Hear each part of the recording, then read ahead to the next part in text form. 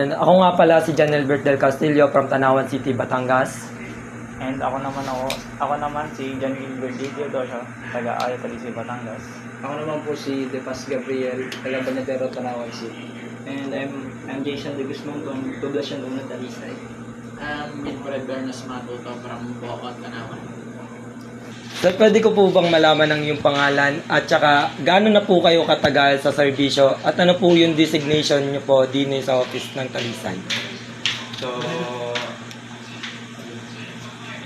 So magandang hapon sa inyo, ano? So ako nga pala si Police Corporal Christian Cacao. Ako isang taon ng naninilbihan bilang isang pulis dito sa Talisay Police Station at ang aking designation ay isang investigador. At ako ay taga San Roque, Santo Tomas, Batangas. Paano po ninyo pinaprotektahan ang privacy ng mga taong sangkot kapag gumagamit ng impormasyon mula sa social media? So yun, kapag protekta, kailangan palagi rin tayong sumusunod sa batas ng Data Privacy Act. Ano ba yung Data Privacy Act? Ito yung Republic Act 10173 o yung Data Privacy Act of 2012. Ano? So, dapat inaalam natin kung ano yung mga exemptions para makakuha tayo ng mga impormasyong kinakailangan natin. Sir, sa paanong paraan niyo po ginagamit bilang isang ganap na pulis ang social media sa pagtuklas at paglutas ng mga krimen? Ayun, ang kadalasang impormasyon na nakukuha sa social media na ginagamit bilang ebidensya ay ang identity ng tao at lokasyon na suspect sa isang krimen. Sir, paano niyo po ba na-accurate kung tama po ba yung nakukuha niyong information about po sa social media? Dahil po sa panahon ngayon, marami na pong gumagamit ng fake news galing sa social media.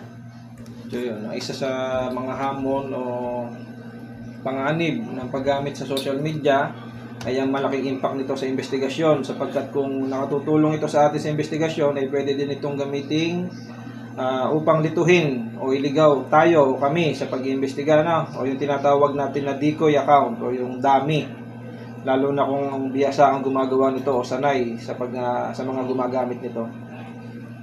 Fourth question, sir. Bilang isang pulis, sir, paano at ano-ano po ang natutulong ng social media sa isang malawakang investigasyon?